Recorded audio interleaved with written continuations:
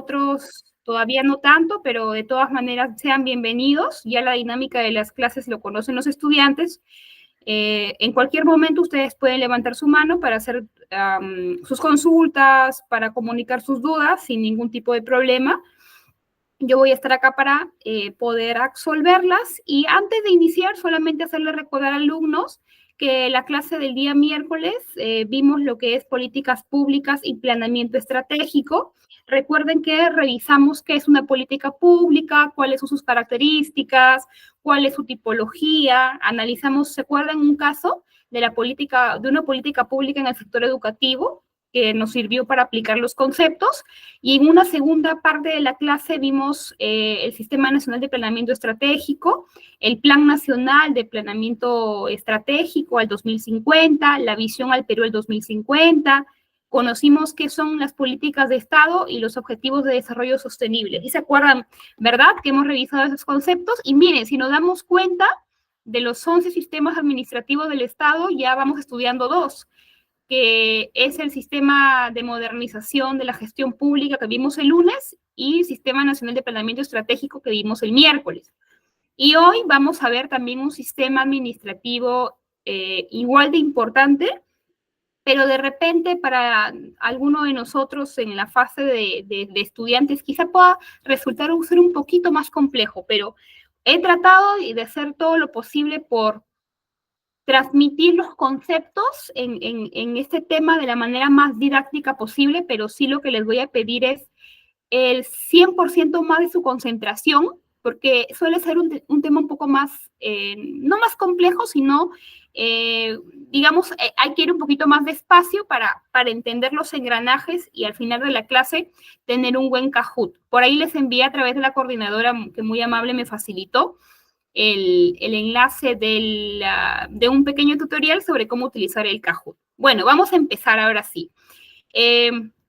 Como lo mencioné, vamos a revisar qué es el Sistema Nacional del Presupuesto Público. Desde ahí vamos a empezar, pero quisiera pedir la participación de un alumno para que amablemente pueda hacer lectura de los 4 objetivos que tenemos el día de hoy en la clase, para poder dar inicio. ¿Quién me ayuda, por favor, a hacer lectura rápidamente de los objetivos?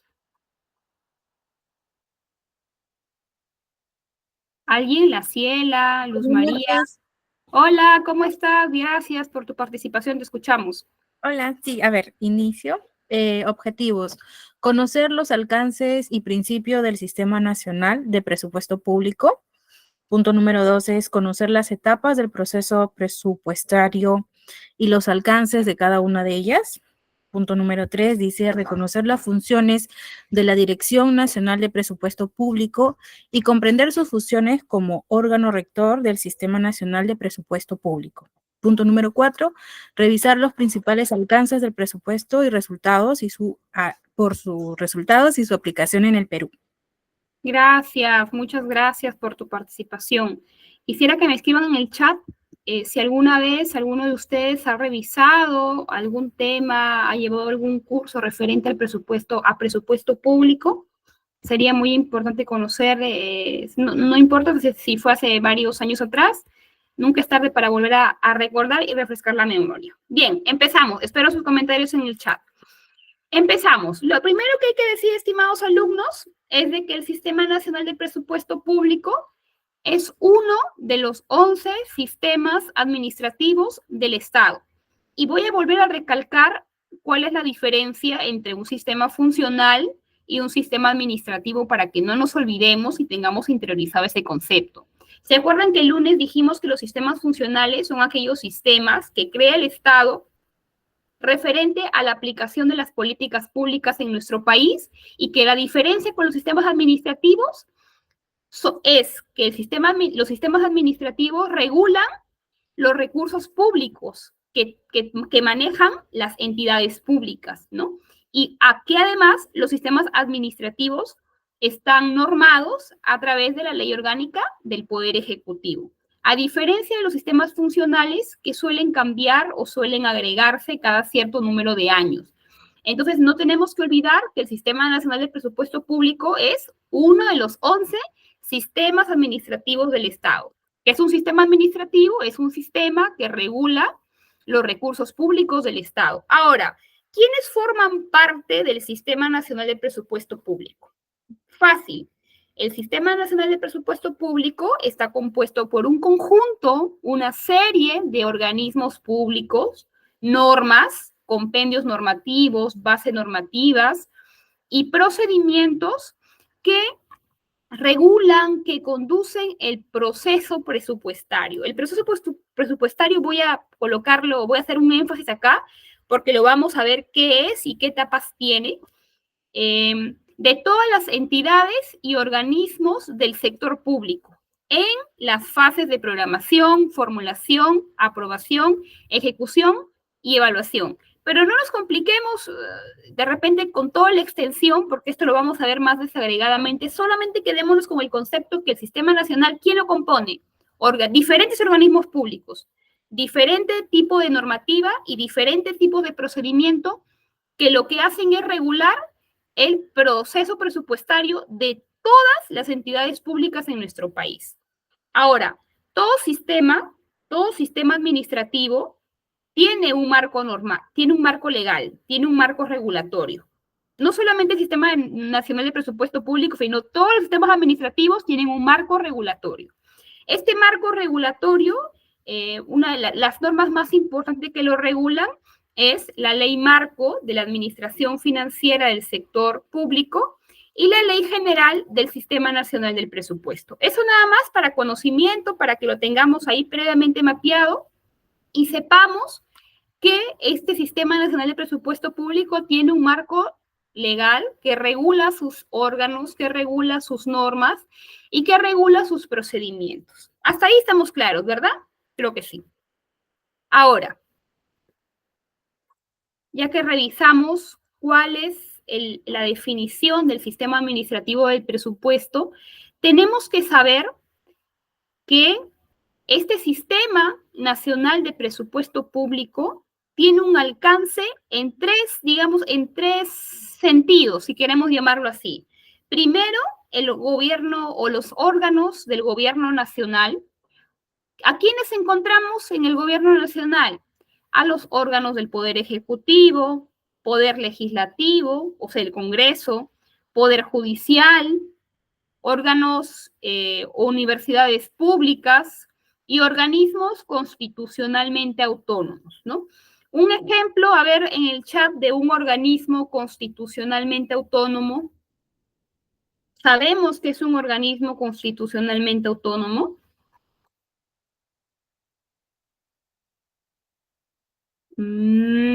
La fiscalía, bueno, la fiscalía en realidad es el Ministerio Público y forma parte del sistema. A ver, vamos a empezar con este concepto. Nuestro país es un país democrático, ¿cierto? Un país que tiene como principio elecciones periódicas cada cierto periodo de tiempo donde hay una renovación de las autoridades. Y los ciudadanos en su totalidad tienen derecho a elegir y ser elegidos. ¿Y cuál es el principio supremo de la democracia? La separación de poderes. ¿Qué quiere decir eso?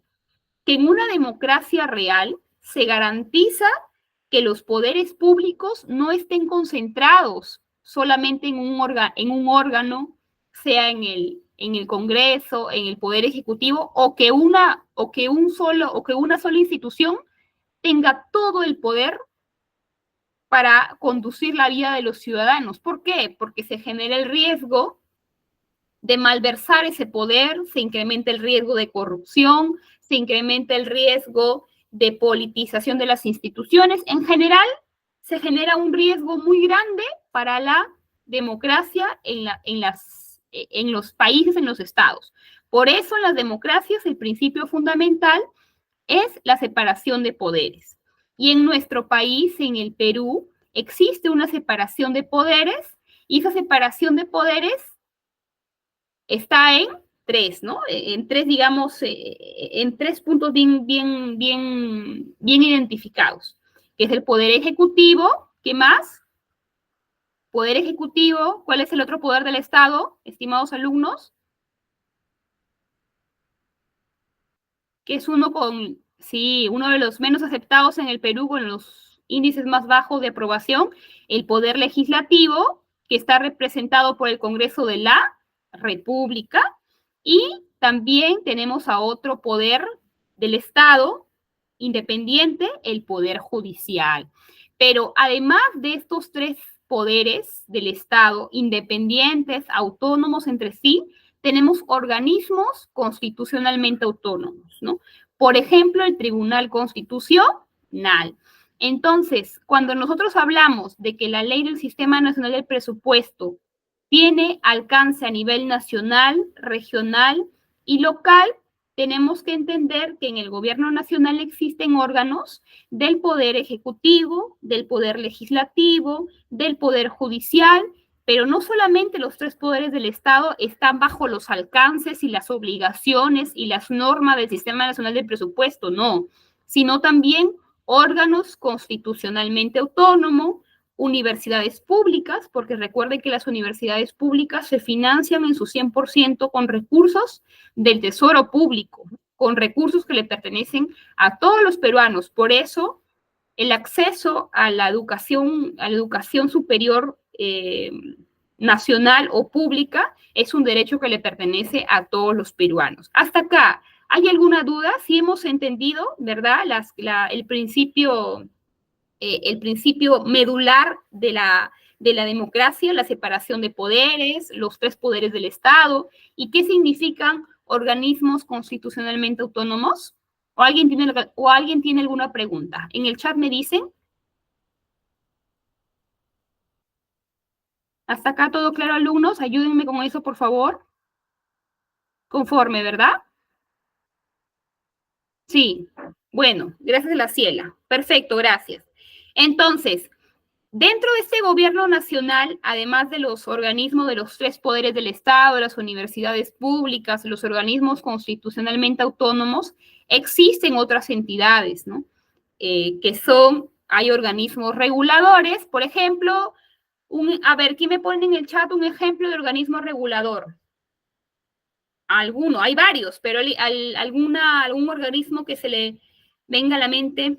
¿Se acuerdan que hablamos de políticas públicas reguladoras? Y hablamos de que las políticas públicas reguladoras regulaban la conducta de los ciudadanos, correcto. O Citran es un organismo regulador, correcto. Y así como Citran, hay muchas otras entidades reguladoras. Organismos recaudadores. Hay uno bien famoso que empieza con S. SUNAT. SUNAT es por excelencia el organismo recaudador de los tributos en nuestro país, ¿no? Es la entidad encargada de garantizar la recaudación tributaria, que finalmente va a ser la base, digamos, la billetera del presupuesto público, ¿no? Porque SUNAT se encarga de recaudar la mayor parte de los tributos en nuestro país. Porque también tenemos ingresos como Estado peruano de otras fuentes, ¿ah? Pero el tipo, a ver, vamos a aclarar ese tema. Vamos a hacer un ejemplo con una casa, ¿ya? Vamos a pensar que nosotros vivimos independientes y vivimos solos. Por ejemplo, mi caso. Entonces, cada uno tiene un presupuesto mensual, ¿cierto?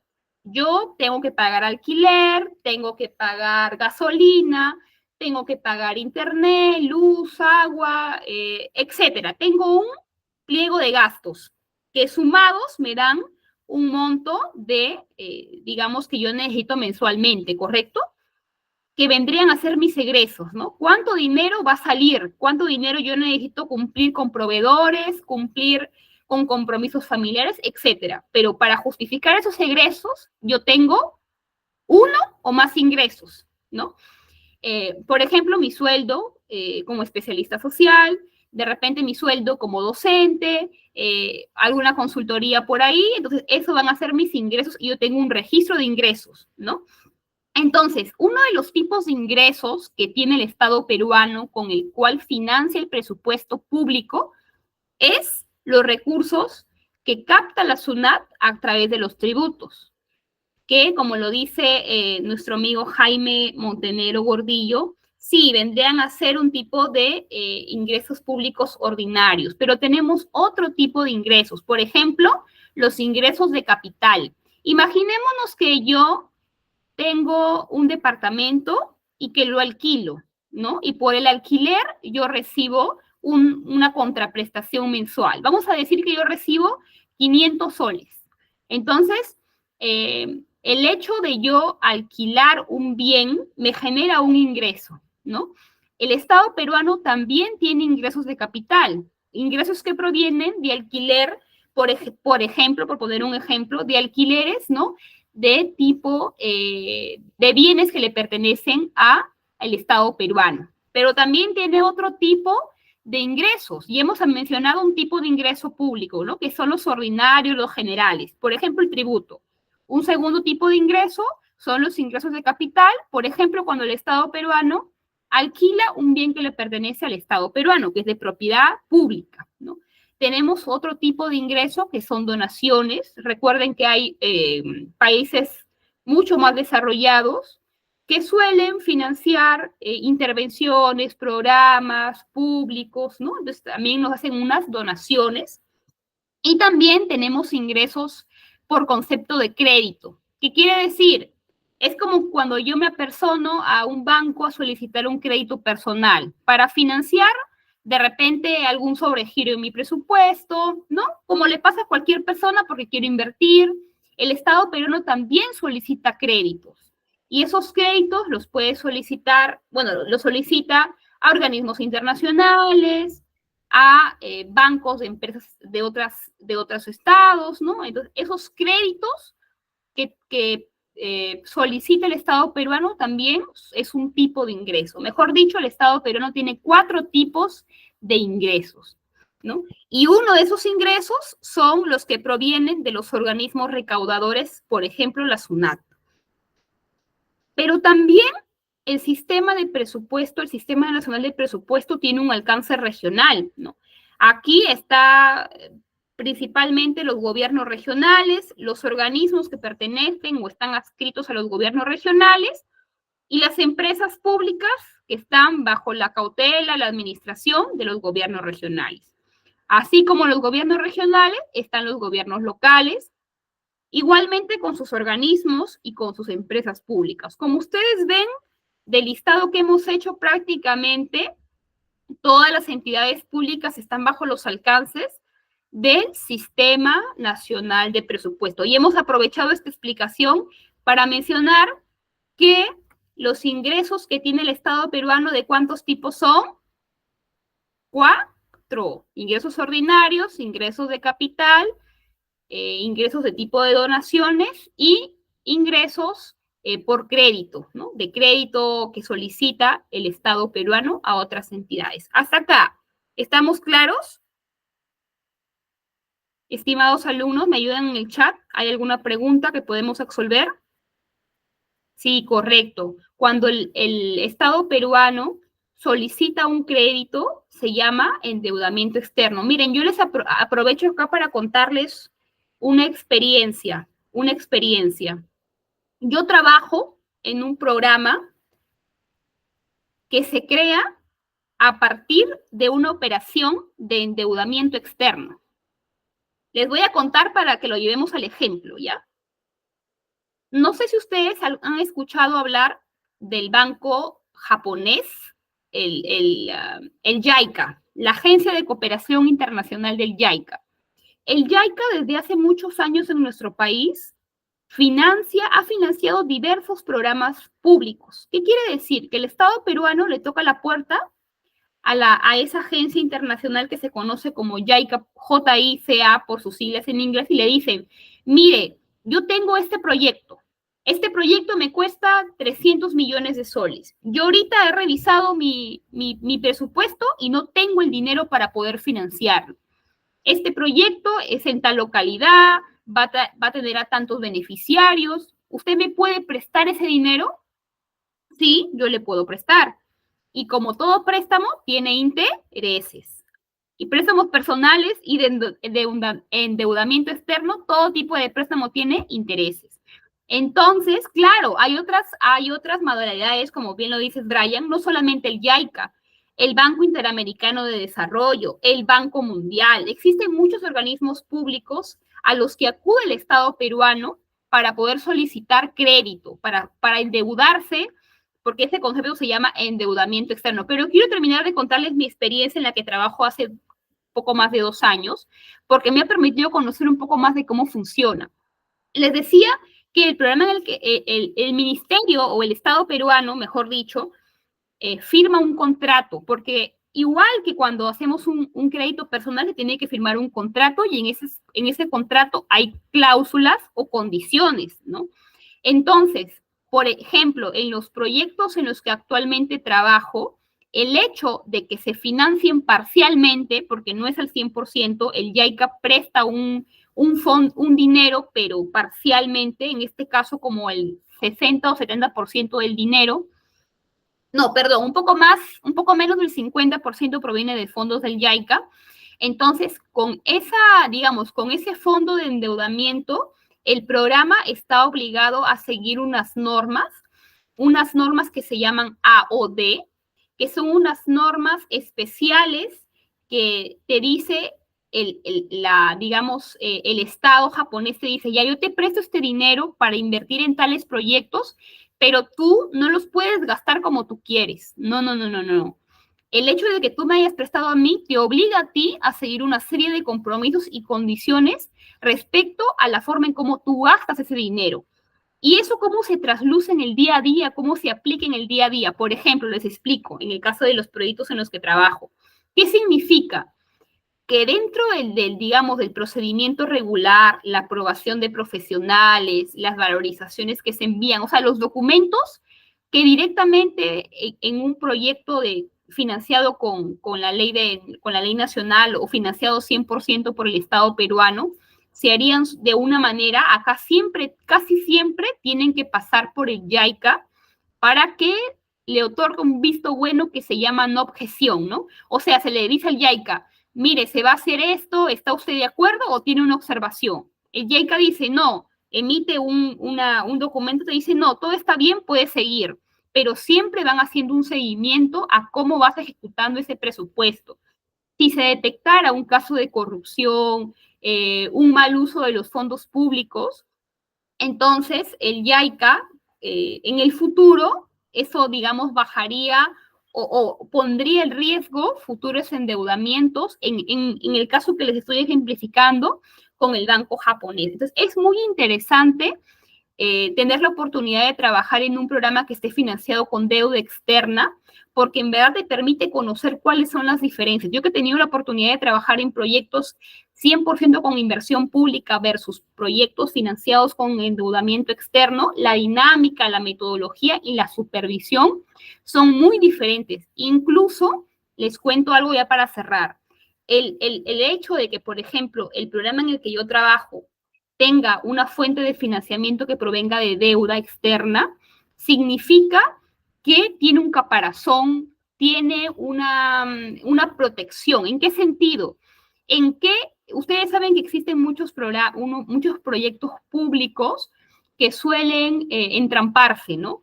Que suelen cambiar mucho de funcionarios, ¿no? Y el hecho de que se cambie mucho de funcionarios afecta la continuidad de un proyecto de inversión pública. Entonces, dentro de la estructura organizacional se han incorporado una serie de mecanismos que, por ejemplo, le dan estabilidad al personal que está a cargo del programa, ¿no? Para asegurar que ese cambio de funcionarios no afecte los proyectos y también el hecho de que se haya creado un proyecto especial, ¿no? Para ejecutar los proyectos, valga la redundancia, que financia parcialmente esta operación de endeudamiento externo con el banco japonés. Ahora sí, ya después, es importante, estimados alumnos, que siempre llevemos la teoría a la práctica, ¿no? Si bien es cierto, cuando nosotros llevamos un curso o un diplomado, entramos para repasar las nociones, pero es muy importante que de vez en cuando utilicemos los ejemplos de la experiencia, por ejemplo, de la mía, para entender cómo funciona en la realidad, porque a veces, de repente, con la teoría lo quedamos de repente en un momento, en un periodo de tiempo, pero cuando tú ya lo llevas a la experiencia, para mí es una forma mucho más fácil de ya quedarte con los alcances realmente de lo que significa, por ejemplo, este concepto de endeudamiento externo, ¿no? Lo que significa la operación de los organismos internacionales. Para mí es una forma mucho más didáctica e interactiva y espero que esta experiencia les sirva a ustedes. En el futuro alguna de ustedes tenga la oportunidad de trabajar en un programa así, sepa de que funciona de una manera diferente y que también es súper interesante y aleccionador poder ser parte de esa experiencia. Ahora sí, continuemos. Principios. A ver, miren, hay 16 principios que regulan o, digamos, direccionan o estructuran sería la palabra, al Sistema Nacional de Presupuesto Público. Lo que yo no quisiera es que ustedes se lo aprendan de memoria, que ustedes hagan un ejercicio de memoria acá, porque para mí no va a ser fructífero.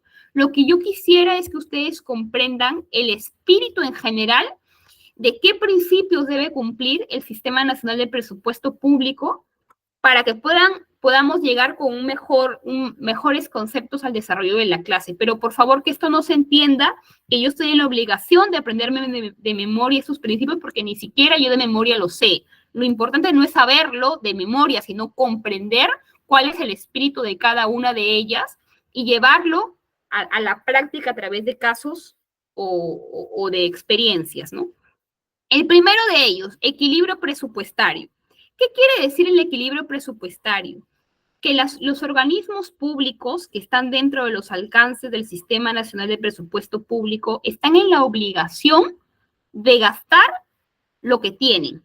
¿Qué quiere decir? Que si, por ejemplo, yo tengo un presupuesto mensual de 5,000 soles, vamos a llevarle un ejemplo primero personal para que se entienda cómo funciona en el Estado, y yo gasto 6,000, tengo un déficit de 1,000 soles, ¿no? Estoy gastando más de lo que tengo. En el Estado tú no puedes gastar más de lo que tienes. Primero, porque son recursos públicos. Segundo, porque hay una ley que te regula lo que puedes gastar. Y no solamente lo que puedes gastar, sino en qué lo puedes gastar. Tú como funcionario público no puedes aprobar, porque eso es bajo responsabilidad civil y penal, que se destinen recursos públicos para lo cual no estaba aprobado en monto o en clasificador. Entonces hay que tener mucho cuidado con eso para que podamos entender que el primer principio es, así en términos sencillos, gastar lo que tienes y gastarlo como sea aprobado, ¿no? El segundo, que es la universalidad y la unidad. Tenemos que llevarnos de esta clase este concepto, alumnos, que el principal, escúchenme bien y repitámoslo varias veces a lo largo de la clase, el principal instrumento dentro del Sistema Nacional de Presupuesto es la Ley de Presupuesto del Sector Público. Este instrumento, esta norma, es la Biblia y es la Constitución del manejo de presupuesto en nuestro país. ¿Cuánto se va a gastar? ¿En qué se va a gastar? ¿En qué tiempo se va a gastar? Está establecido en la Ley de Presupuesto del Sector Público. Cualquier ingreso y cualquier gasto tiene que estar establecido en un único instrumento. Y ese instrumento se llama la Ley de Presupuesto del Sector Público. Un tercer principio es la información y la especificidad. Si bien es cierto, la Ley de Presupuesto del Sector Público es el instrumento principal, ya a nivel descentralizado, los organismos nacionales, regionales y locales tienen la posibilidad de hacer modificaciones en el transcurso del periodo por el cual fue aprobado ese presupuesto, que es un año. Entonces, las entidades suelen hacer variaciones presupuestales, ¿no? Esas variaciones presupuestales deben tener información suficiente y adecuada para asegurarnos que estamos cumpliendo con los objetivos y con las metas, ¿no? Tiene también un marco legal por el cual se norman cómo se deben hacer esas variaciones, cuál es el procedimiento, qué entidad se encarga, pero va a depender del nivel de gobierno, ¿no? Como le vuelvo a repetir, hay gobiernos nacionales, regionales y locales, y cada uno de ellos Tiene diferentes metas y diferentes objetivos. 4, la exclusividad presupuestal. Como lo vuelvo a decir, está relacionado con el ítem o el principio número 2. La ley de presupuesto contiene exclusivamente disposiciones de orden presupuestal. No olvidemos que la ley de presupuesto es la principal herramienta, es la Biblia, es la Constitución del Sistema Nacional de Presupuesto Público. Todo lo que ingresa y todo lo que egresa del bolsillo del Estado peruano está en la ley de presupuesto. Otra cosa que ustedes nunca deben olvidar, que esta ley de presupuesto tiene una vigencia de un año y tiene una correlación con el año calendario. ¿Qué quiere decir? Que entra en vigencia el 1 de enero de todos los años y concluye el 31 de diciembre de ese mismo año. La ley de presupuesto es una ley de orden de vigencia anual y tiene una relación o es igual que un año calendario. Inicia el 1 de enero y termina el 31 de diciembre, de todos los años, sin excepción. Ahora, ¿qué más tiene que cumplir el Sistema Nacional de Presupuesto? Tiene que tener equilibrio macrofiscal. Uy, profesora, ¿qué será equilibrio macrofiscal? Ya la palabra macrofiscal suena complicada, no la entiendo, la he escuchado, pero no la han explicado bien. Alumnos, no nos compliquemos ni le busquemos 5 pies al gato. Hay que hacerlo todo lo más fácil para que lo podamos comprender sin utilizar términos muy complejos. ¿Qué significa equilibrio macrofiscal?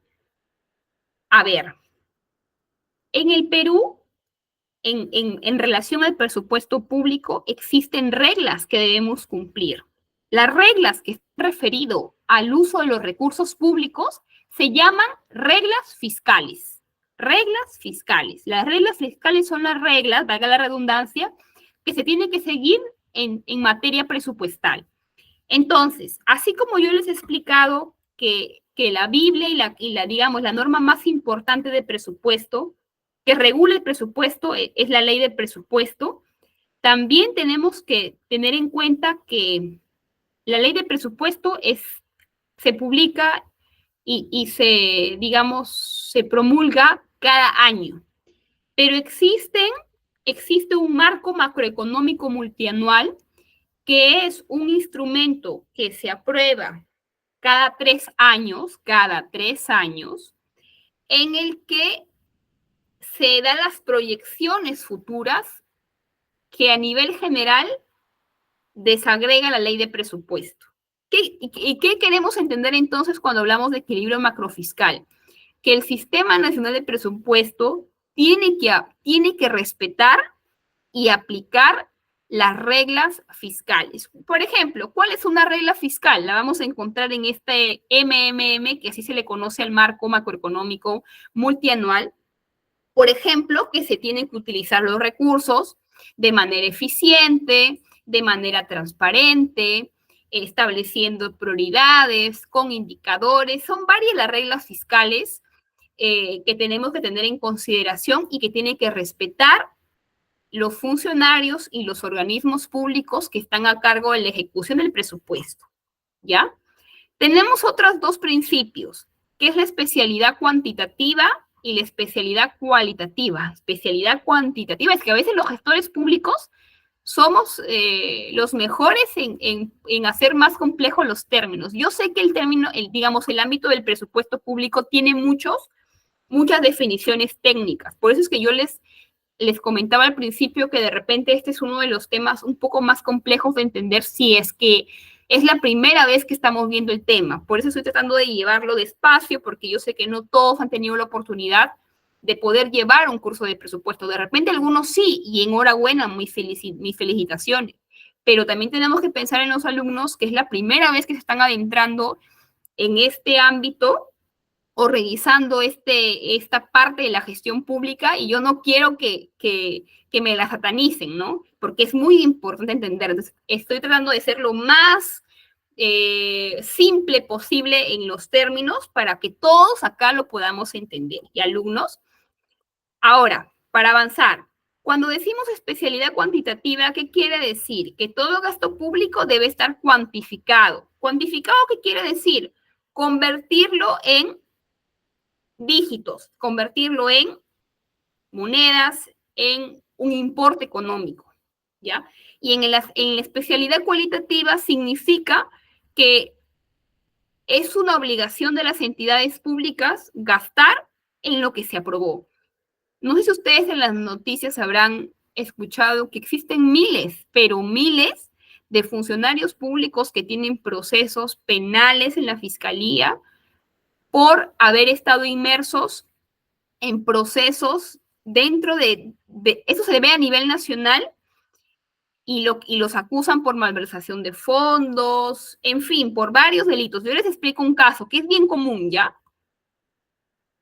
Aquí en el gobierno regional, bueno, aquí no, yo soy de Chiclayo, entonces en el gobierno regional de Lambayeque se vio un caso hace como unos 4 años, específicamente en la Gerencia Regional de Salud. ¿Qué es lo que pasa, estimados alumnos? Les voy a contar algo que pasa en esa y en la mayor parte de dependencias de organismos públicos a nivel nacional. Cada organismo público tiene un presupuesto. Vamos a decir que la Geresa tenía, para ese año, 2018, tenía de presupuesto anual 1 millón de soles. Y ese 1 millón de soles, qué bien, Jaime Montenegro, qué bien, somos chiclayanos ambos. La Gerencia Regional de Salud tenía 1 millón de soles para gastar en el año, ¿no? Y tenía, por supuesto, una organización de cómo iba a gastar ese dinero. Uno de esos componentes se llama, dentro del presupuesto público, asignaciones que no terminen en resultado, que en pocas palabras quiere decir el presupuesto que me lleva a mí como entidad, por ejemplo, financiar planillas, financiar alquileres de la infraestructura, financiar servicios básicos, es decir, todos aquellos requerimientos que no terminen en producto, o sea, que no tengan un beneficio directo para el ciudadano. Y ese año la Geresa tenía un presupuesto, vamos a decirlo así, de 200,000 soles para pago de planilla. Pero en una entidad pública, como yo les dije al principio, hay varias modalidades de contratación. Existe lo que ustedes conocen mayormente como personal nombrado, es normalmente un personal que está bajo los alcances del decreto legislativo 728, pero así como hay nombrados, también hay contratados, ¿cierto? Y esos contratados pueden ser trabajadores CAS, pueden ser locadores de servicios, ¿no? Dependiendo de la modalidad por la que fueron contratados. Pero ¿a qué quiero llegar? Que la unidad de presupuesto de la Geresa tenía 200,000 soles para pagar la planilla de todo tipo de funcionario que trabajaba, sea nombrado, sea contratado por CAS o sea locador. Sin embargo, llegó agosto, llegó septiembre y se le acabó el dinero para financiar a locadores. Ya no tenía dinero como financiarlo. Y sin seguir el marco presupuestal para hacer las modificaciones, cambia, o mejor dicho, toma dinero de otro componente que estaba destinado a financiar un programa de tuberculosis, le quita la mitad del presupuesto para tomar 50,000 soles y pagar a locadores y a CAS.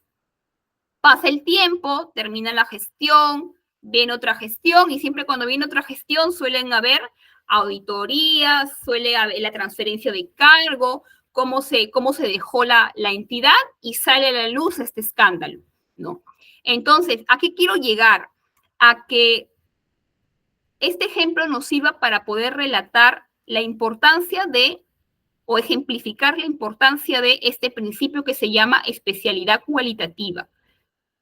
En el Estado, el presupuesto se tiene que respetar en el monto y en la actividad para la que estaba presupuestada. No quiere decir que tú puedas hacer modificaciones, lo puedes hacer, pero tiene que seguir el procedimiento, porque si no, a ti como funcionario que autorizaste esa modificación sin sustento y sin seguir el marco normativo, te puede generar, o te va a generar, mejor dicho, un proceso administrativo y también de orden penal. ¿Se entendió cuál es la importancia de estos principios hasta donde estamos revisando?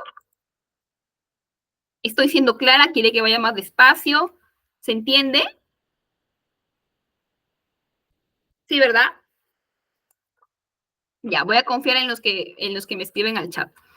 Sigamos, sigamos. Antes que nos gane la hora, porque está muy interesante. Para mí el tiempo se pasa volando y creo que para ustedes también. De no afectación predeterminada. ¿Qué quiere decir este principio? Que digamos, el pliego, la institución, cuando van a hacer su presupuesto, no pueden asignar el presupuesto solamente a una acción o a una actividad. Siempre se tiene que pensar en un conjunto de actividades y no se puede individualizar, no puede tener un nombre propio, ¿no? No se puede beneficiar o favorecer a alguien. Siempre se tiene que pensar en un conjunto de actividades, en un conjunto de acciones, en un conjunto de servicios. Integridad. ¿Qué quiere decir? Hay un alumno por ahí que tiene el audio prendido, a ver. Integridad. Ya lo desactivaron, creo, ya. Integridad. ¿Qué quiere decir integridad? Que los ingresos y los gastos siempre tienen que registrarse de forma íntegra, al 100%. No se puede dejar de declarar algo cuando hablamos de presupuesto público, ¿sí? Hay que tener mucho cuidado con eso. Tenemos que ejecutarlo de manera eficiente. Siempre recordemos que en el Estado hay un principio de austeridad, ¿no? No es que nosotros vamos a pensar que una entidad pública necesita, por la naturaleza de su programa, alquilar una infraestructura en otra ciudad. Y va a alquilar, les pregunto, ¿estaría bien, estaría utilizando con eficiencia los fondos públicos si alquila una casa con piscina, una casa con zona de parrilla, cuando alquila una casa que son cinco funcionarios que van a trabajar ahí, pero alquila una casa de 3 pisos? Así no se utiliza los recursos públicos. Siempre tenemos que reconocer y recordar a los funcionarios públicos que en el Estado aplica el principio también de austeridad, ¿no? Siempre tenemos que maximizar los fondos públicos y tenemos que priorizar que los gastos que haga el Estado, además de ser justificados, sean eficientes y no se malverse ni se mal utilice los fondos públicos, porque recuerden, la responsabilidad de manejar fondos públicos es una responsabilidad muy delicada, es una responsabilidad que puede definir tu carrera. Entonces, si ustedes están interesados en ingresar a la administración pública y de repente trabajar en áreas que estén responsables de la ejecución del presupuesto, así sea de una entidad, de una municipalidad local, la más pequeña, que maneje de repente 50,000 soles o 100,000 soles al año, así sea por eso, siempre hay que tener presente de que, correcto, hay delitos de la administración pública que son penados, que son sancionados, ¿no? Y todos hemos escuchado que lamentablemente en nuestro país existen muchos casos justamente por no respetar estos principios. Ahora, va para terminar, la centralización normativa y descentralización operativa. ¿Por qué centralización normativa? Porque es el Sistema Nacional de Presupuesto Público el sistema que centraliza la normativa de todo el sistema nacional, ¿no? No es que cada gobierno regional y local crea su propia normativa, yo pongo mis reglas del juego, no, no, no, no, no. Acá las normas en materia de presupuesto están centralizadas, están concentradas y las entidades que están dentro de sus alcances no pueden normar individualmente cómo ejecutan su presupuesto. Eso viene de manera central. Pero lo que sí está descentralizado es la ejecución del gasto, ¿no?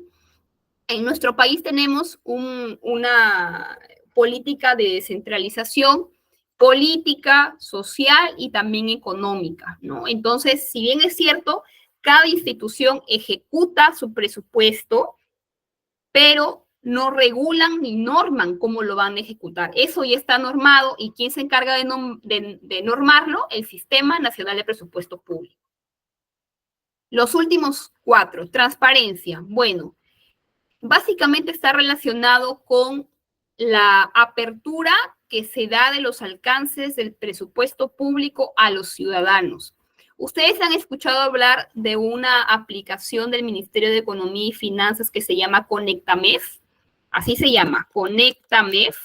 Si ustedes googlean esta palabra o esta aplicación, y si algún día tienen la oportunidad de interactuar en ella, pueden ver un tutorial para poder guiarse cómo hacerlo. Realmente es una aplicación útil que te va a permitir a ti como ciudadano, sin necesidad de ser un funcionario público, llevar a cabo un seguimiento de cómo cada entidad, órganos nacionales, regionales y locales, vienen ejecutando su presupuesto. Por ejemplo, si yo deseo ahorita conocer cuánto del 100% de su presupuesto a la fecha de hoy viene ejecutando el gobierno regional de Lambayeque, bueno, porque soy ahí, porque me interesa, ¿yo qué hago? Ingreso al ConectaMEF y ahí voy a tener una serie digamos, de pestañas en las cuales voy ingresando y voy a poder ver cuánto es el presupuesto del gobierno regional de Lambayeque, cuánto ha ido gastando, en qué ha ido gastando, ¿no?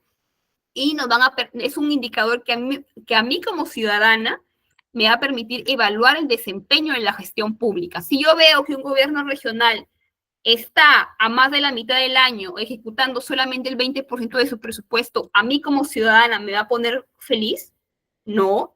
¿Por qué? Porque eso significa que no ha ejecutado obras públicas, que no ha ejecutado programas en diferentes áreas, ¿no? Entonces, siempre tiene que llamarse a que no solamente que las instituciones ejecuten el 100% de su presupuesto, sino que lo hagan de manera transparente y de manera eficiente. No es solo gastar, es gastar de forma honesta y gastar de forma eficiente.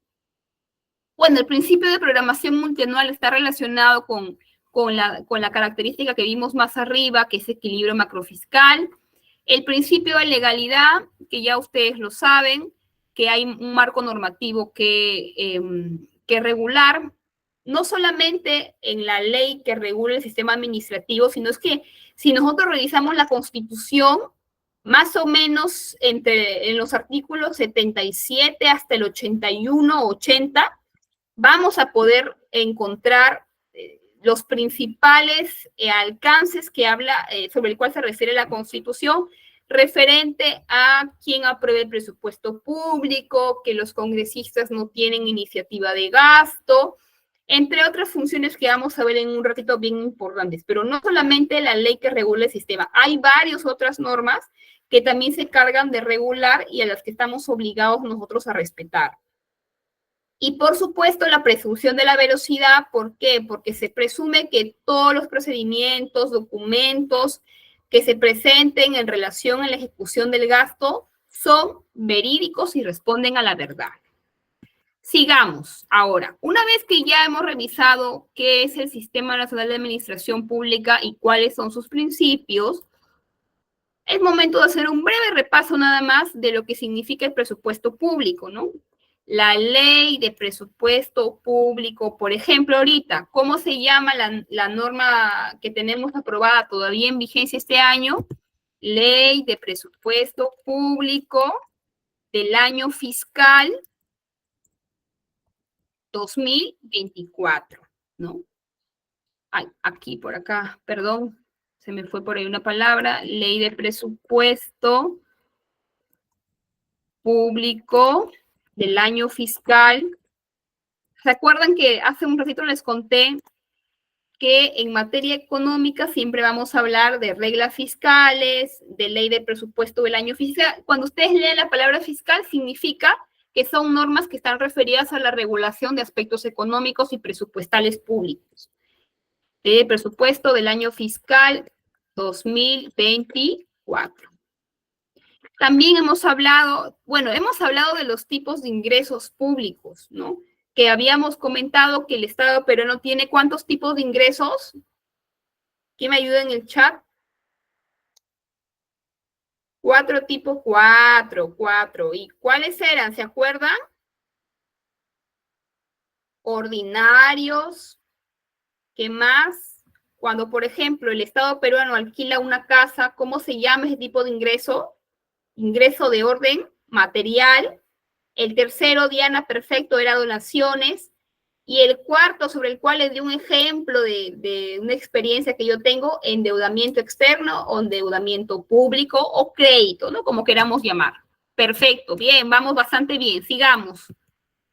Ahora, después de haber revisado este tema, es importante que conozcamos qué es y cuántas etapas tiene el proceso presupuestario. Básicamente, el proceso presupuestario, para no hacerlo muy complejo, es el proceso a través del cual se programan, se aprueban y se ejecutan los recursos públicos del Estado peruano. Un proceso que quiere decir, o a qué nos lleva a pensar, a una serie de etapas, de fases, de procesos que se tienen que cumplir en el marco del presupuesto público. ¿Cuántas fases o etapas tiene el proceso presupuestario en nuestro país? 5, y lo vamos a revisar ahora para llevarlos a la práctica y entenderlos bien. El primero, que es la fase de programación. ¿Se acuerdan que en la clase pasada estudiamos la planeación estratégica? ¿Y qué dijimos que es la planeación estratégica? Que es un procedimiento a través del cual nosotros analizamos todos los factores pasados, futuros, hacemos prospecciones, estudiamos posibilidades para determinar la mejor estrategia pública para afrontar un problema, ¿se acuerdan? Entonces, esta fase tiene mucha relación con la etapa de planeamiento. ¿Por qué? Porque en esta etapa las entidades públicas tienen que elaborar tu presupuesto. Antes de que se publique la ley de presupuesto público, siempre, muchos meses antes, cada entidad elabora su proyecto de presupuesto. Vamos a pensar en una entidad, a ver, nómbrame una entidad, cualquiera, un ministerio, la Contraloría, la Fiscalía, no sé. A ver, una entidad, para hacer un ejemplo. Alguien al chat, ayúdeme. Ya, vamos a pensar en una universidad pública. Ya vamos a ponerle el nombre de la universidad en la que estudié. La Universidad Nacional Pedro Ruiz Gallo de Lambayeque. Ahí me formé, ahí me gradué como politóloga, me titulé. Bueno, esa universidad hace su presupuesto, llama a todos sus facultades, a sus decanos, ¿cierto? Llama a su consejo universitario. Señores, vamos a elaborar el presupuesto. Después de debates, informes técnicos y varias semanas de discusión, ya tienen ellos un presupuesto. Vamos a pensar que el presupuesto de la Pedro para el año 2025 es de 5 millones de soles, porque tienen que pagar planillas, porque quieren construir o remodelar una facultad, porque van a financiar proyectos de investigación, porque van a hacer un reconocimiento docente, etcétera, etcétera, etcétera. Entonces, la Universidad Nacional Pedro Ruiz Gallo programa su presupuesto. ¿Lo programa como ellos quieren? No, lo programan siguiendo los alcances de la planificación o la planeación estratégica. Ahora, después de haber programado y haber sacado cuentas de cuánto de su presupuesto, cuánto necesitan para financiar todas sus actividades el próximo año, se hace o se prosigue con una etapa de formulación.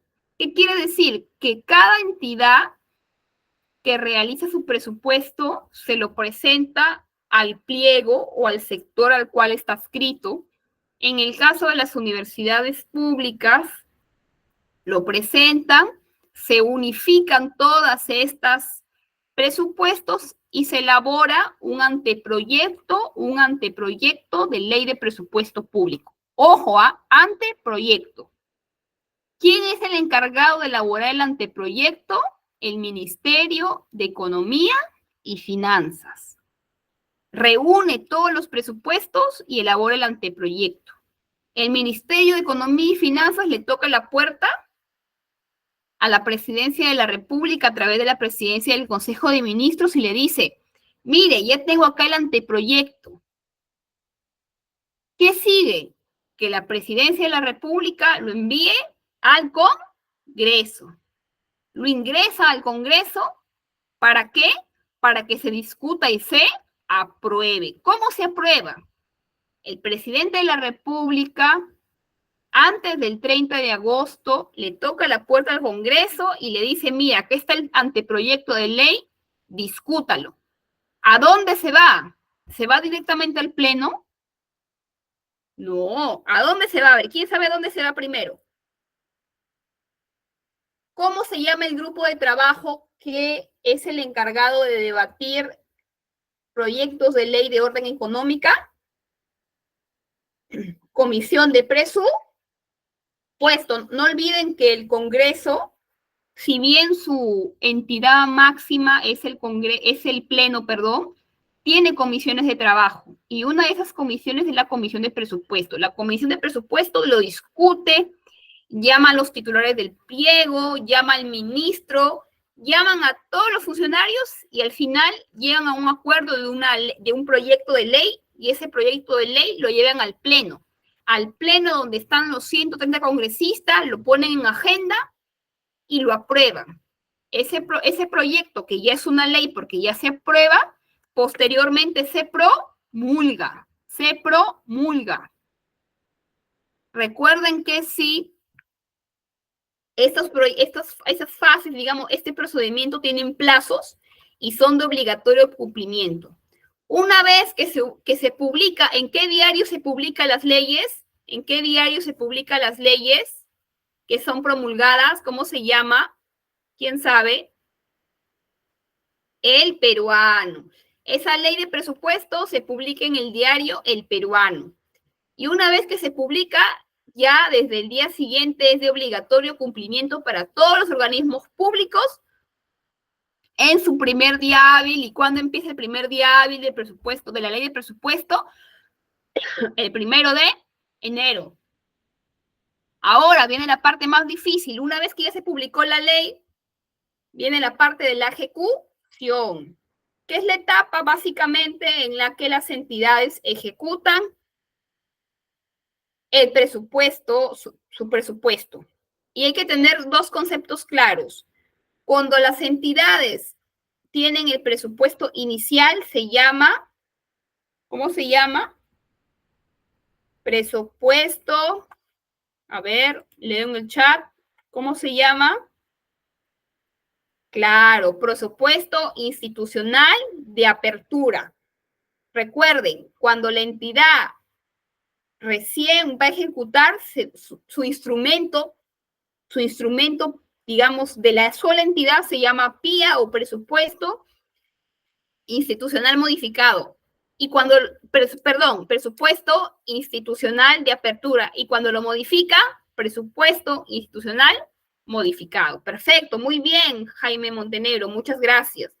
Y bueno, tenemos la fase de evaluación que no se hace solamente al final, sino que se hace durante todas las fases para poder hacer una retroalimentación.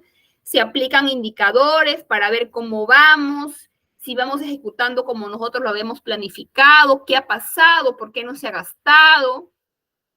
Todo eso es muy importante. Bueno, esa parte nos vamos a pasar porque ya le explicamos cada una de las etapas para que no nos gane el tiempo. La etapa de programación, ya lo dijimos, que es la que está alineado con la planificación, la planeación estratégica. Primero tenemos que definir el objetivo y las prioridades, definimos las metas, definimos la demanda global del gasto y estimamos la asignación presupuestaria. Ahora, yo les pregunto, si, por ejemplo, la Universidad Perón Ruiz Gallo pide $1 millón en su propuesta, ¿quiere decir que en la aprobación en el Congreso les van a dar $1 millón? No.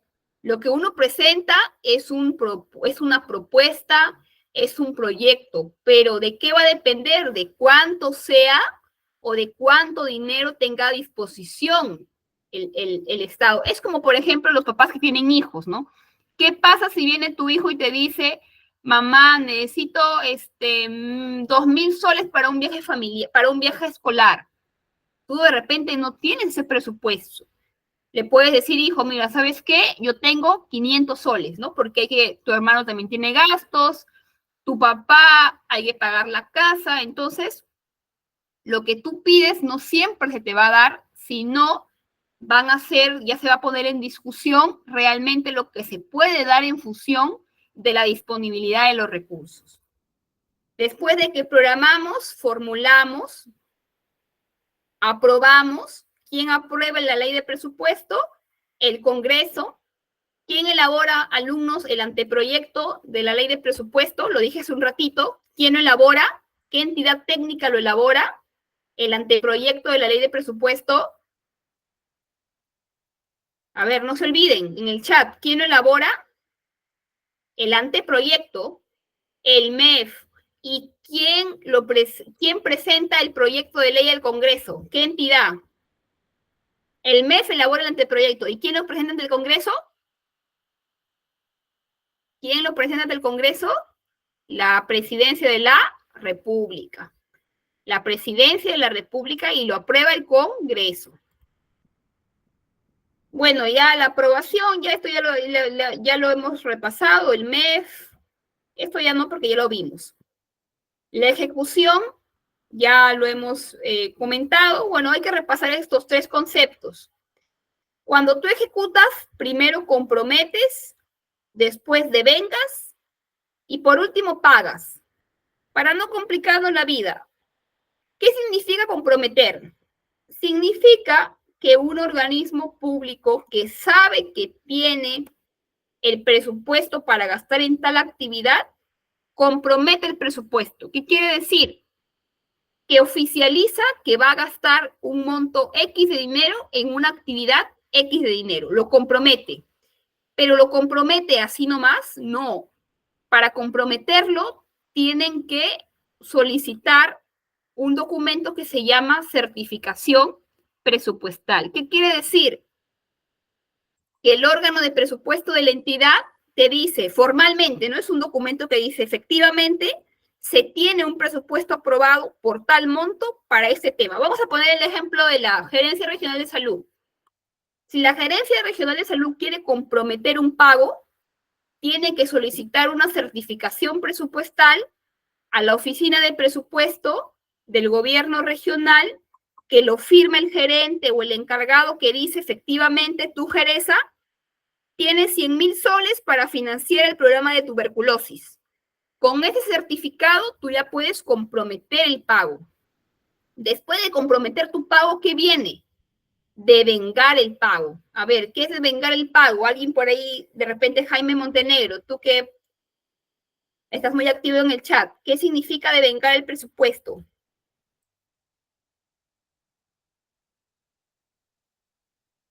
¿Alguna idea? Después que lo comprometemos, lo devengamos. Lo devengamos, ya, sí, pero ¿a qué entendemos por devengado? Que un compromiso de dinero, ejecutamos las acciones para ya proceder con el pago. Hay una, digamos, en la cadena de cómo funciona el presupuesto público, no te van a pagar o no van a devengar ningún servicio, ningún compromiso de pago que no esté certificado. Correcto. Por ejemplo, si la Geresa contrató a un tercero para que financie o para que ejecute un programa o una campaña de lucha contra la tuberculosis, contrató a un tercero, lo contrató a través de un contrato de locación de servicios. Ese contrato tiene que tener una conformidad de servicio, de que el área que solicitó certifique que efectivamente ese servicio se dio en los términos por el cual fue requerido y se dio de forma exitosa y se cumplió con el servicio. Se devenga. Después que se devenga, finalmente ya se paga, ¿no? ¿Qué significa el pago? Que efectivamente el monto se transfiera o se haga efectivo al proveedor o a la persona que ejecutó el servicio público. La etapa de evaluación, que ya le hemos dicho, que es holística, ¿no? Que no solamente se hace en una etapa, sino se hace continuamente en todas las etapas del proceso presupuestario. Ahora, tenemos acá la ley de presupuesto del sector público para que ustedes lo puedan ver, pero si ustedes ven las noticias, ya está, ya el MEF está por presentar o ya presentó en estos días el anteproyecto del presupuesto público del próximo año, porque miren qué casualidades de la vida, estudiantes, alumnos, hoy 30 de agosto, que por casualidades de la vida estamos cursando el curso de presupuesto público, es el último día para hacer la presentación de ese anteproyecto. Qué casualidad, ¿no? Entonces, si vamos haciendo por ahí lo googleamos más tardecito, van a poder ver que ya se está preparando el anteproyecto del presupuesto del próximo año. Aquí ustedes pueden hacer clic y los va a llevar al PDF de la ley de presupuesto, pero recuerden que con la ley del presupuesto se aprueban dos leyes más que no son muy conocidas, pero que también son muy importantes y me gustaría que ustedes la conozcan. Son tres. Bueno, con la ley de presupuesto son tres, pero faltan dos más que se aprueban bajo el mismo procedimiento, en el mismo plazo. ¿Cómo se llama? Yo les digo una. Ley de endeudamiento externo. ¿Se acuerdan que hablamos de endeudamiento externo, que es el procedimiento a través del cual el Estado solicita créditos a organismos internacionales o a otros países? En esa ley que les acabo de referir respecto al endeudamiento público, se establece todo ese registro de deudas o de compromisos de pago que tiene el Estado peruano, ¿no? Y otra ley se llama Ley de Equilibrio Presupuestal, que también se publica, es un compendio, ¿no? Vienen tres: ley de presupuesto, ley de equilibrio y ley de endeudamiento. La ley de equilibrio básicamente es la justificación de la ley de presupuesto.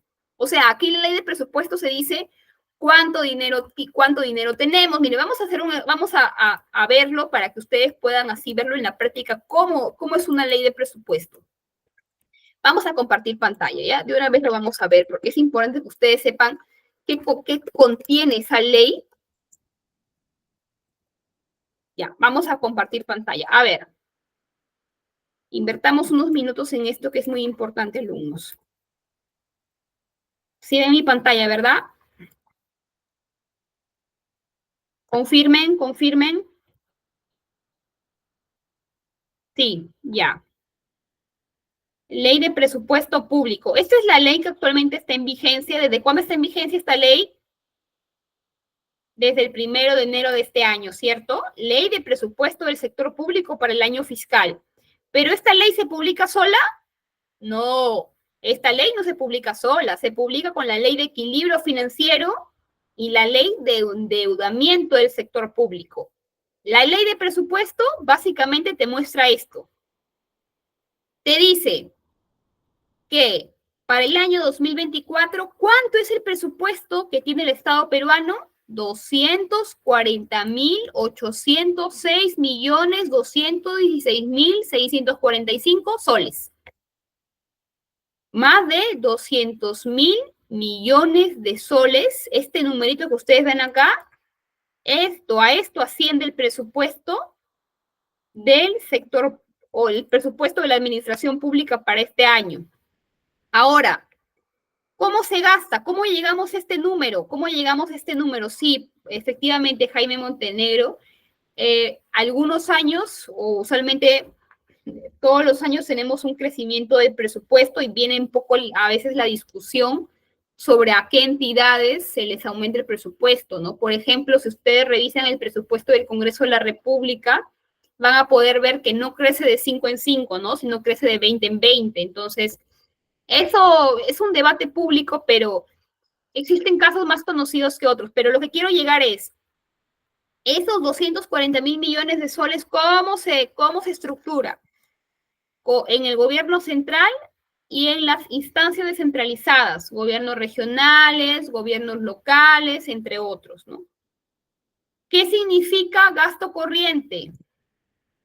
Son gastos que están relacionados a por ejemplo, la provisión o el pago de planillas, ¿no? El pago de infraestructura, de servicios, gasto de capital, y también el Estado peruano tiene que ir pagando sus deudas, ¿no? Porque esas deudas generan intereses. Entonces, hay un monto por el cual el Estado peruano va pagando sus deudas, y los gobiernos locales también tienen gastos corrientes de capital y servicio de deuda. Bueno, acá ya vamos a encontrar ¿se acuerdan que acá hablamos de las fuentes de financiamiento? ¿Cuántos tipos de fuentes de financiamiento tenía? O sea, ¿de dónde saca el dinero el Estado peruano para financiar su presupuesto? Y acá vemos el monto, ¿no? Por ejemplo, el Estado peruano tiene 1.000 millones de donaciones y transferencias. El Estado peruano, digamos, por operaciones de crédito, por endeudamiento, tiene para este año 29.000 millones de soles. 29.000 millones de soles, ¿no? Y de recursos ordinarios, por ejemplo, de los tributos, de las infracciones, entre otros, ¿cuánto tiene? 156.000 millones. Como vemos, la fuente principal de ingresos son los recursos ordinarios, pero los otros tipos de ingresos también le van sumando a la bolsa, ¿no? Al colchón que tenemos para financiar todos los servicios públicos. Bueno, acá ya viene la parte normativa, pero quería que ustedes vean más o menos esta estructura y ponerle número, ¿no? Si bien es cierto, el Estado peruano tiene un presupuesto, pero la gran pregunta a veces de mis alumnos es, ¿pero cuánto? ¿Cuánto, profesora?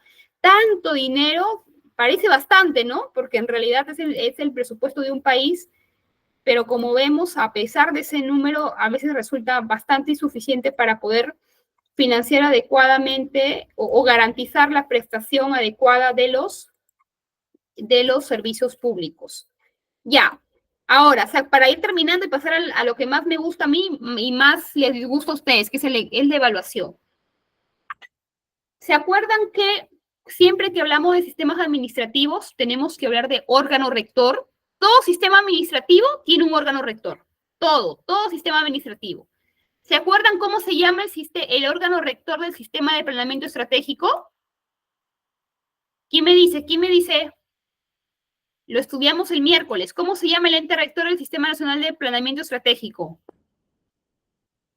Comienza con C. CEPLAN. ¿Y cómo se llama el órgano rector del Sistema Nacional de Modernización de la Gestión Pública? Uy, ahí sí los agarré, ¿ah? Y lo he dicho, ¿ah? Y lo he dicho varias veces. A ver, ¿quién se gana una estrellita y unas palmas? ¿Cómo se llama el ente rector del Sistema Nacional de Modernización de la Gestión Pública?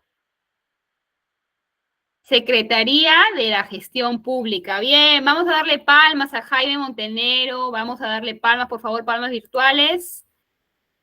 Las quiero ver. Hay que darle palmas. Bien, sigamos. En el caso del sistema de presupuesto, ¿cómo se llama el ente rector? Dirección Nacional de Presupuesto Público. Es el ente rector, es un organismo técnico especializado, es una dirección que está adscrita al Ministerio de Economía y Finanzas, tiene varias funciones, entre las cuales encontramos, por ejemplo, que ellos elaboran el anteproyecto. ¿Se acuerdan que decíamos que el MEF es el encargado? Bueno, específicamente es la Dirección General de Presupuesto, que es un órgano que está adscrito al MEF. Elaboran el anteproyecto, programan, coordinan, controlan la gestión del proceso presupuestario, que ya lo estudiamos, emiten directivas y normas, emiten opinión en materia presupuestaria. Es un órgano muy importante. Y para concluir, alumnos, de repente me voy a quedar corta de tiempo para pasar a la evaluación, pero es importante que ustedes conozcan que así como hemos hablado en las anteriores clases de gestión por resultados, también se ha incorporado desde el año 2008, pero con más fuerza desde el año 2012, el concepto que llamamos presupuesto por resultados, que ha sido una implementación progresiva en todas las entidades públicas, que lo que busca es hacer el proceso presupuestario más eficiente y centrado en el ciudadano. Es decir, el dinero y el fondo público no se gasta por gastar. No, se gasta pensando en un resultado. ¿Y qué es un resultado? Es un impacto en el ciudadano. Es proveerle un bien o un servicio que tenga un cambio en la vida del ciudadano. ¿Y por qué no un cambio en la sociedad? Este presupuesto por resultados, porque hay varios estudios que nos demuestran que esta metodología, esta estrategia ha tenido muchos resultados en la mejora de la eficiencia del gasto público. Como lo vuelvo a comentar, está orientado al ciudadano, está orientado a resultados, siempre promueve la integración de los organismos públicos, promueve la transparencia, la evaluación permanente, ¿no? Ahora, ¿cómo aplicamos el presupuesto por resultados en el Perú? Ustedes van a ver aquí cuatro formas, pero la principal, digamos, el brazo operativo, la forma en cómo el Estado peruano aplica el presupuesto por resultados, se centra en los programas presupuestales. Uy, profesora, ¿y ahora qué serán los programas presupuestales? Nunca he escuchado de los programas presupuestales. No nos compliquemos, alumnos. Los programas presupuestales están aquí. Los programas presupuestales son unidades de programación. ¿Qué quiere decir? Mejor dicho, para ser términos más sencillos, ¿qué es un programa presupuestal? Son las acciones que prioriza una entidad para poder invertir los fondos públicos. ¿En base a qué? En base a prioridades, en base a objetivos, en base a metas. ¿Cuántos son y cuáles son? Vamos a revisarlo aquí, con eso pasamos al examen. Los programas presupuestales se definen por una directiva. Ya, ahí les he dejado cuál es la directiva. Entonces, estos programas presupuestales se diseñan y se aprueban, se diseñan y se aprueba de acuerdo a una directiva. Esa directiva te dice cómo tú en qué debes priorizar el gasto público. Aquí lo van a encontrar por año. Vamos al 2024. Ven mi pantalla, ¿verdad? Estos son los programas presupuestales. Programa presupuestal 0002, salud materno-neonatal. Programa presupuestal 0016, TBC, tuberculosis, VIH-Sida, ¿no? Entonces, cada entidad prioriza la ejecución de su presupuesto ¿en base a qué? En base a programas presupuestales. ¿Cuántos son? Todos los que ven acá, relacionados a temas de grupos vulnerables, relacionados a temas tributarios, relacionados a temas de defensa del consumidor, acceso a los servicios, hasta remediación de pasivos ambientales mineros, pero todos estos programas han nacido a partir de un diseño y ese diseño está normado en una directiva. De esa forma garantizamos que la ejecución del presupuesto llegue a los sectores más vulnerables y se gaste de la manera más eficiente. Ahora sí, antes que nos gane la hora, vamos a la evaluación. Sí creo que hemos entendido, ¿verdad? Que nos llevamos bastantes nociones importantes el día de hoy. Espero haberlo logrado. ¿Será que sí lo logré, alumnos? ¿Será que sí? ¿Será que sí? Vamos a unirnos. A ver, ustedes ven aquí. Este es el enlace y ahorita les paso el pin, ¿ya? No, que no se está compartiendo. Ahora sí. ¿Ven en mi pantalla el pin? El pin es el... Vamos a copiarlo acá. A ver. Ahí está el pin. 74. No demoren para empezar, que nos van a la hora. A ver, por favor, vayan uniéndose. Los espero para aplicar y revisar lo aprendido hoy.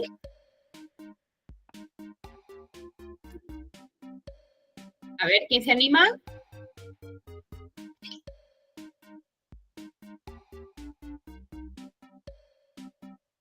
No veo ninguno. No tengo Disculpe, jugadores. no me permite ingresar. No sé por qué. Sí, ahí está, Miguel, va uno. A ver, vuelve a ingresar, por favor, la Ciela. Gaby. Otra vez con este link, el link que compartió la coordinadora, vuélvelo a cargar, ahí estás. Los espero, no se demoren, porque los minutos apremian. Sigamos, que va a ser interesante la evaluación de hoy día. ¿Quién se llevará el primer lugar? Lo sabremos muy pronto. 3 alumnos, nada más. 4, somos cerca de 16. Vamos. Sí podemos. No olvidemos que es importante para poder aplicar lo aprendido el día de hoy. Tengo a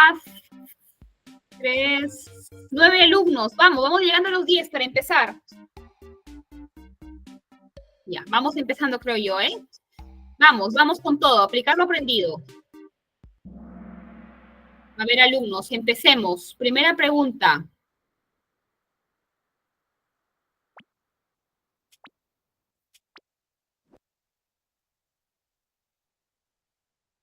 ¿El Sistema Nacional de Presupuesto Público es un sistema funcional del Estado?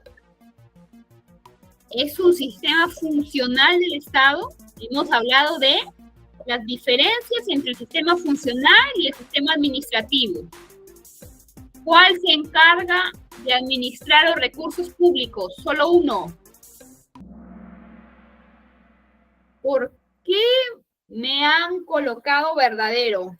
Dios mío, ahora se me baja la presión.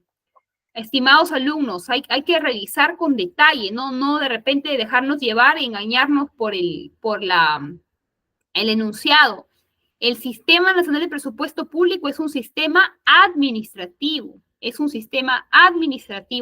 de los 11 sistemas administrativos del Estado. El sistema funcional se encarga de administrar o de regular las políticas públicas en nuestro país, no de los recursos públicos. Entonces, por favor, no hay que olvidarnos de eso para no confundirnos, ¿sí? Para no confundirnos, y ahí solamente Jessica. Creo que por error han visto o lo han dado por hecho que estábamos hablando de un sistema administrativo, pero no, ahí el enunciado estaba incorrecto. ¿Cuál es el órgano rector del Sistema Nacional de Presupuesto Público? Órgano rector, lo hemos repetido varias veces. ¿Cuál es el organismo técnico especializado a cargo de la conducción del Sistema Nacional de Presupuesto? Vamos, alumnos, vamos. Lo hemos dicho varias veces. No confundan. Correcto. A ver, vamos a dejar claro ese tema porque de repente se ha prestado a la confusión. El órgano rector del Sistema Nacional del Presupuesto es la Dirección Nacional de Presupuesto Público. El Ministerio de Economía, si bien es cierto, es un sector y la dirección está adscrita al MEF, al ministerio, pero quien tiene la rectoría, por norma, es la Dirección Nacional de Presupuesto Público. Que esta dirección pertenezca al MEF es otra cosa, pero el órgano rector es la Dirección Nacional de Presupuesto Público. Creo que nos ha hecho mal el feriado. Sigamos. Cambiemos la racha. ¿A qué principio nos referimos cuando decimos el presupuesto público se destina exclusivamente a la finalidad para la que fueron autorizados? ¿Se acuerdan que hablábamos de especialidad cuantitativa y cualitativa? ¿A cuál de ellas nos estamos refiriendo cuando decimos que el presupuesto se destina exclusivamente a la finalidad a la que fueron? Correcto? Especialidad cualitativa. La especialidad cuantitativa era que todo el presupuesto tiene que cuantificar, tiene que convertirse o traducirse en una cifra, ¿no? Pero la especialidad cualitativa significa que el presupuesto público debe destinarse exclusivamente a la finalidad a la que fueron destinados. Jessica va liderando, lo sigue Jenny y Apumaita. Sigamos. ¿Qué principio estamos hablando cuando decimos todos los ingresos y gastos del sector público se sujetan a la ley del presupuesto? ¿A qué principio hacemos referencia? Todos los ingresos y gastos del sector público se sujetan a la ley de presupuesto. ¿Se acuerdan que decimos que solamente la ley de presupuesto es la norma única? Correcto, universalidad y unidad, ¿no? Todo lo referido a los ingresos y los gastos sí o sí tienen que ir en la ley de presupuesto. Equilibrio macrofiscal no es, porque cuando hablamos de equilibrio macrofiscal significa que las entidades públicas tienen que respetar las reglas fiscales, tienen que respetar las reglas fiscales. Entonces, por ahí no era la respuesta. Pero bueno, Jessica, Giovanna, Jenny van liderando. Sigamos, todavía nos queda la mitad. Etapa del proceso presupuestario en donde las entidades realizan su propuesta. ¿Se acuerdan? Que por ahí... Ya, le doy un dato. Es la primera fase, la primera etapa. Está relacionado al planeamiento estratégico, en donde cada entidad dice, yo creo que esto es lo que voy a necesitar, y preparan su propuesta. La primera etapa, ¿cómo se llama la primera etapa? Correcto, programación. Después de la etapa de programación, recién sigue la de formulación, de repente por ahí se confundieron. Recuerde que la primera etapa inicia cuando todas las entidades formulan su proyecto de presupuesto, ¿no? En la etapa de formulación es cuando ya todas esas propuestas se unen en un anteproyecto de presupuesto. Jessica, Giovanna, Jenny siguen liderando. ¿Verdadero o falso? ¿El Congreso es el encargado de elaborar el anteproyecto de la ley anual de presupuesto? ¿Se acuerdan que habíamos dicho que una entidad es la que está a cargo de elaborar el anteproyecto de la Ley Nacional de Presupuesto? ¿Es el Congreso? ¿Seguros? Falso. ¿Cómo se llama la entidad que está a cargo de elaborar el anteproyecto? El Ministerio de Economía y Finanzas. Específicamente, la Dirección Nacional de Presupuesto Público. Jessica, Diana, Miguel, están liderando. Vamos. Siguiente pregunta. ¿El presidente de la República envía al Congreso el proyecto de ley público antes del 30 de agosto? ¿Se acuerdan que habíamos dicho que después de que el MES presente el anteproyecto, hay una entidad que está encargada de presentarle al Congreso ese proyecto para que lo debata y posteriormente lo apruebe, y que justo hoy día estábamos justo en el plazo? Verdadero, así es, verdadero. Siguiente.